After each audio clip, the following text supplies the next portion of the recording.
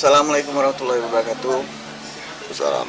Kali ini kita kedatangan seorang legend musik Indonesia yang mulai mengenalkan musik bernuansa Melayu ya bang. Perasaan etnik lah, Etnik. Ya, mengenalkan etnik di era-era keberapa? Era tahun 90-an. 90-an. Di era tahun 90-an. Ya, ada Bang Yudi Caniago. Ya. Salam saya Yudi Caniago dari Arwana. Oke, bang. Kesibukannya sekarang apa nih bang? Kesibukan Arwana sekarang ya alhamdulillah yang jelas Arwana sampai di angka seperempat abad, yaitu 25 tahun dalam berkarya dengan Arwana.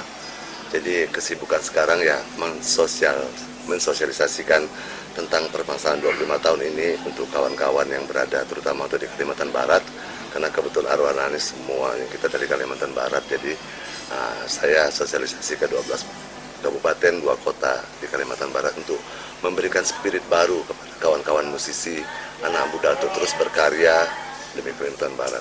Oke, bang, ini kalau kita sedikit cerita nih bang tentang perjalanan Arwana ini. Wow, ini saya masih SMA ini. Perjalanan ya. Ya. Oke, perjalanan Arwana itu sangat panjang. Jadi terbentuknya Arwana sendiri itu di tahun 95. Jadi kebetulan di tahun 2020 ini pas di seperempat abad. Jadi perjalanan itu kita memulai awal karir itu dari kafe to kafe. Jadi dari kafe kami membentuk grup itu, disitulah kami membentuk satu benang merah dalam warna musik, karena waktu saat itu kan musik itu sangat didominasi oleh rock. Jadi ada Memurang, ada Skeleng yang lain-lainnya. Jadi saat itu kami tidak mengerti tentang industri musik. Kita belum paham dengan industri musik, dan saya belum tahu bagaimana kerasnya industri musik. Akhirnya ya kita coba-coba memulai recording di tahun, mengumpulkan lagu 96 memulai.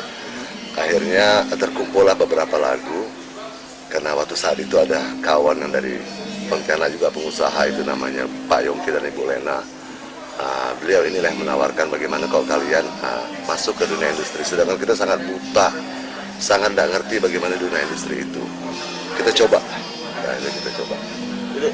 Jadi sebelumnya Arwana ini memang sudah satu tim. Ini siapa dong dari awal? Arwana tidak berubah dari awal ya, saya, Henry Lanieri Wansa, Yan, Nono dan Delsi. Nah dari awal itu, dari mulai kafe itu sampai ke kita ke recording itu tidak ada perubahan personel. Nah cuman namanya belum Arwana. Jadi setelah kita masuk ke recording, dapatlah 10 lagu. Akhirnya kita pikir waktu itu setelah recording kita bisa menjadi artis gitu loh. Ternyata perlu perjalanan waktu yang sangat panjang dan perjuangan, karena satu, sangat sulit waktu saat itu band ataupun musisi dari luar Jawa untuk menembus nasional itu sangat-sangat sulit. Jadi ya karena berkat perjuangan kawan-kawan juga dan doa-doa orang-orang Kalimantan Barat, akhirnya alhamdulillah Arwana itu diterima oleh Sony Music di tahun 97 dan menjadi artis Sony Music pertama Indonesia. Tahun berapa itu? Itu 97. Jadi itu sangat-sangat hal-hal yang saya pikir hal-hal yang sangat mustahil bagi kami anak-anak daerah dan pendatang baru dalam dunia industri musik. Kami bisa menjadi artis musik Sony Musik Indonesia pertama. Itu satu prestasi bagi Indonesia, bagi Kalimantan Barat dan bagi Arwana sendiri. Ya, tapi dengan munculnya Arwana itu otomatis merubah semua genre musik. Ya, tadinya kita nggak tahu bahwa genre musik itu gimana, tren musik itu gimana, kita nggak tahu. Tiba-tiba, ya mungkin itu udah jalannya. Akhirnya Arwana lah yang menembus pasar pop pertama setelah di zaman era tahun 90-an. Dengan zaman waktu itu ada rock, ada Memurang dan segala macam, banyak sekali grup rock. Tiba-tiba Arwana muncul dengan khas musik pop dan musik etnik daerah. Itu yang saya rasa itu yang menjadi different, menjadi perbedaan antara industri musik waktu saat itu. Setelah adanya Arwana barulah lahir grup-grup lain seperti Acoustic, Ceylon Seven dan segala macam. Itu juga berkat mereka yang mengatakan kepada saya bahwa kalau tidak ada Arwana nggak ada grup mereka gitu, karena tren itu berubah. Nah itu yang jadi serunya, kita aja nggak tahu ternyata apa yang Arwana lakukan itu menjadi trendsetter baru industri musik nasional. Dan itu sangat mudah diterima ya. Udah terima. Jadi waktu zaman gitu kan sulit karena lagu yang kita buat itu easy listening, lagu yang sangat gampang sekali diterima. Ternyata trennya pas. Nah itulah saya bilang, jadi pas sekali Arwana keluar sekali musik pop yang sangat ringan, tapi gampang dicerna, tapi ya sangat berkualitas. Jadi ternyata kami sendiri aja lah nggak tahu bahwa kami menjadi trendsetter musik baru di dunia musik industri nasional gitu kira-kira. Nah, itu Bang, sebelum itu udah berhasil ya. Ya. Tentunya sebuah keberhasilan tidak dapat dengan Dicapai cara dengan instan, itu iya. ya. Aduh. Perjalanan seperti apa tuh Bang yang Kalau yang- untuk perjalanan Arwana sangat menyedihkan. Jadi jangan lihat Arwana secara keberhasilan, terutama untuk kawan-kawan Kalimantan Barat, adik-adik seniman, bahwa perjalanan Arwana itu tidaklah seperti membalikan telapak tangan, perjuangan yang keras, bahwa dengan kehidupan yang sangat sulit, persaingan yang sangat berat, belum ditambah dengan pressure tinggi dari musisi sebelumnya. Ya, jadi Arwana itu dianggap waktu itu bukan anak bawang, tapi tidak masuk hitungan dalam dunia musik industri nasional. Karena selama ini jarang dan bahkan tidak ada grup dari luar Jawa itu yang bisa menembus nasional. Tapi ternyata Ternyata dengan adanya Arwana berubah semua. ya, dengan adanya Arwana ya itu mungkin ya berkat sudah Tuhan yang memberikan jalan, dan juga mungkin doa-doa orang tua dan doa-doa seluruh warga masyarakat Kalimantan Barat. Saya rasa itu yang membuat kuat. Karena apa?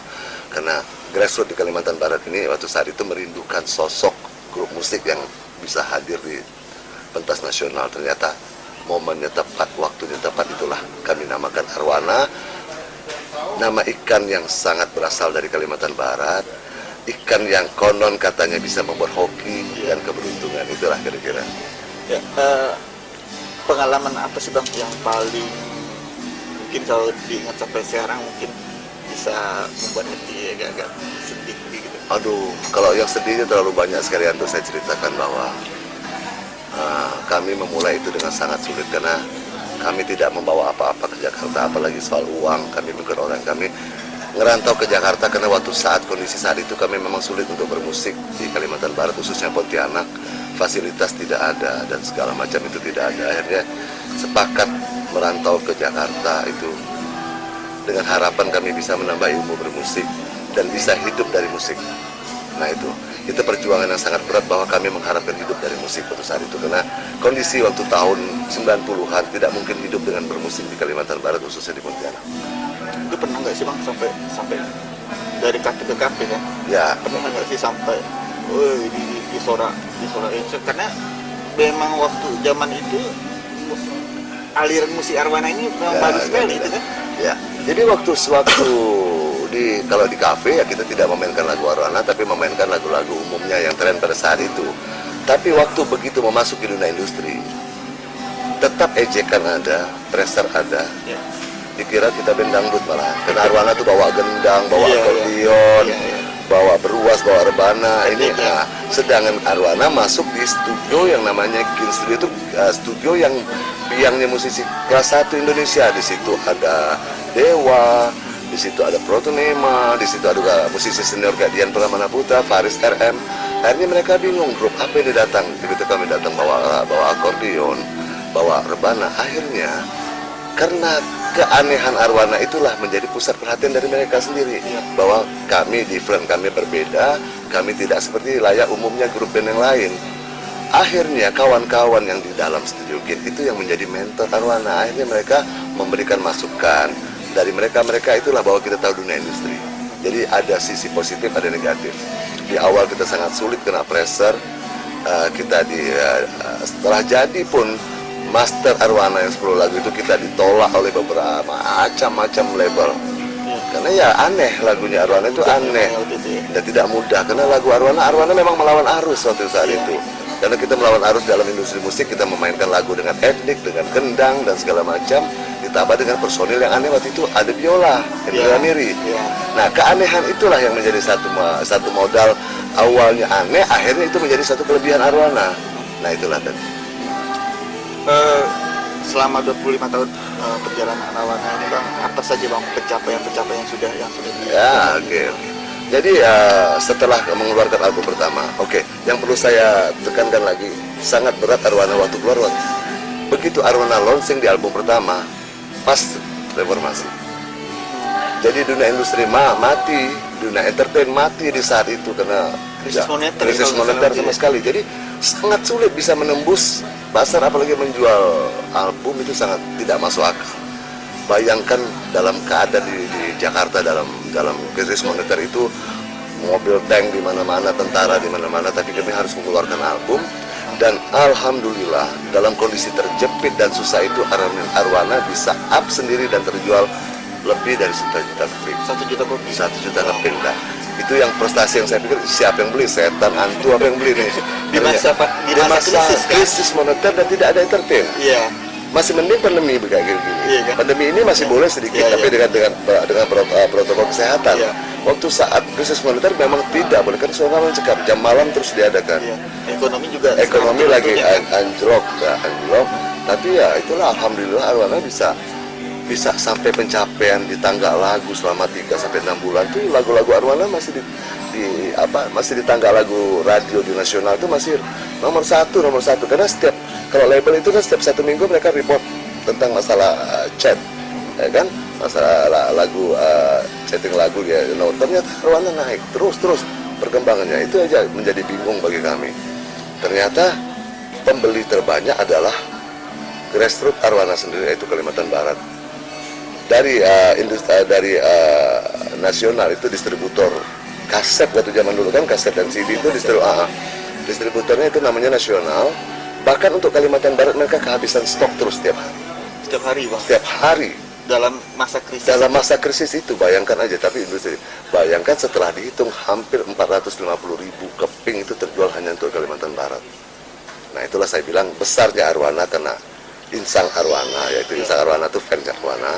Makanya dalam 25 tahun ini saya sangat-sangat berterima kasih dengan warga Kalimantan Barat, khususnya untuk Insang Arwana yang terus mendukung dan memberi satu support Arwana sampai bertahan 25 tahun. Karena saya yakin dan saya tahu bahwa tanpa Insang Arwana ya kami bukanlah apa-apa. Selain di Indonesia, Bang, apa Arwana juga dikenal di luar? Pernah nggak sampai manggung keluar? Sering waktu itu Arwana. Bahkan prestasi terbaik Arwana itu waktu MTV Award di Singapura itu tahun 2002. Lewat lagu Kepang Kampung, Arwana itu masuk dalam nominasi penerima penghargaan etnik terbaik. Jadi saingan Arwana waktu itu ada dari Cina, Korea, Thailand, Indonesia. Jadi Indonesia diwakili oleh Arwana dari Sony Music. Itulah yang kita tahu dengan lagu Kepang Kampung. Ternyata ya tanpa diduga tiba-tiba the winner is Arwana from Indonesia. Nah itu yang membuat saya mau berdiri dari bangku aja nggak bisa, coba. Tak masuk akal kan, bisa masuk nominasi aja dalam kategori Asia itu salah satu Asia. Ternyata the winner is Kepang Kampung from Indonesia, Sony Music. Itu udah disuruh naik ke atas panggung aja saya udah tidak bisa jalan rasanya. Jadi itulah, saya rasa itulah keberkahan dari kami membawakan lagu-lagu dengan membawa instrumen etnik dari Kalimantan Barat. Memang Kepang Kampung itu lagunya sangat energik ya, Bang. Ya, lagu itu ke spirit kearifan lokal anak-anak kita lah dulu. Karena zaman dulu kan kita ngeliat isi lagu itu ngeliat cewek yang pakai kepang gitu aja tuh, maka kebetulan saya membuat lagu itu merupakan cewek kan. Kok sulit lagi mendapatkan cewek yang kayak begitu saat sekarang. Nah intinya itu ditambah dengan aransemen itu kami buat, apalagi ada Henry kan memainkan biola sangat piawai. Apalagi kita kenal Henry sekarang udah go internasional, maestro sayangnya ya. Henry udah menjadi maestro dan selalu go internasional. Dari sentuhan biola Henry dan tabuhan gendang yang kita mainkan, itulah cikal bakal kekuatan dari Arwana. Kalau untuk Abang sendiri, Bang, udah berapa lagu yang Abang ciptakan? Khusus di Arwana nih ya? 90% lagu saya yang ciptakan di Arwana. Abang yang ciptakan? Ya, saya ciptakan di Arwana. Inspirasi yang dari perjalanan Arwana. Inspirasi saya buat lagu Arwana itu inspirasi perjalanan Arwana dari A sampai Z, ditambah dengan mungkin suasana percintaan di dalam personal, bahkan kehidupan saya sendiri itu saya tuangkan dalam Arwana. Jadi waktu dalam album pertama kita bisa tahu lagu hits singlenya adalah Aku Nanti ya. nanti itu adalah perjalanan percintaan. Dengan judul albumnya Asa, waktu itu di album pertama. Nah disitulah saya meraba yang merupakan prestasi terbaik bagi saya bermusik itu waktu di Sony Music, karena dalam 2 album di Sony Music itu untuk mencapai standar musik nasional bahkan internasional, Sony itu sampai album Arwana ini di mixing dan mastering di Australia. Di Australia, karena harus mengikuti standar musik Sony Music. Iya. Karena Sony Music punya grid sendiri kan, punya itu sendiri. Akhirnya dibawalah saya berangkat ke Australia juga membawa master ini. Ternyata sampai di sana orang bule itu sangat appreciate karena kita memainkan etnik. Iya, etnik. Ya, dia bingung dengan bunyi beruak kotak-kotak. Kenapa? Sangat menarik. Ya, agak menarik itu. Dia bilang makanya itu lagu terutama itu lagu Kepang Kampung itu dia sangat appreciate sekali. Kok ini grup band nggak pernah saya lihat kan, dia pikir kita bukan dari Asia, bahkan dia pikir dari Afrika, karena ada tabuhan gitu kan. Nah, itulah jadi banyak sekali perjalanan itu perjalanan senang. Kalau perjalanan susahnya udah banyak sekali. Yang susahnya adalah bagaimana kami bisa bertahan hidup di Jakarta dengan mengandalkan seni. Jadi yang orang bilang kadang sehari makan sehari tidak, udah dilewati semua. Kalau dalam bulan puasa istilahnya orang buka puasa air putih, sahur pun air putih sudah dilewati semua. Itu masa-masa kayak gitu tuh berapa lama tuh Bang? Itu masa-masa itu ya sekitar 2-3 tahun. Sebelum Arwana. Sebelum Arwana. Arwana pun lahir sudah menjadi star, kami pun belum dalam sisi ekonomi belum, karena tidak gampang mencari pride, mencari produk untuk di dunia musik industri. Jadi kami mencari panggung sebanyak mungkin. Nah ini juga pesan saya kepada adik-adik, carilah panggung sebanyak mungkin. Dari panggung sebanyak mungkin lah baru orang tahu kualitas dan kualitas kita. Jangan mudah merasa puas. Jangan merasa puas. Jadi bayangkan adik-adik, kawan-kawan, kita sudah jadi artis pun masih sulit untuk mendapatkan hasil yang itu, yang seperti kita harapkan. Nah harus dengan perjalanan yang step by step. Jadi tidak ada secara instan itu.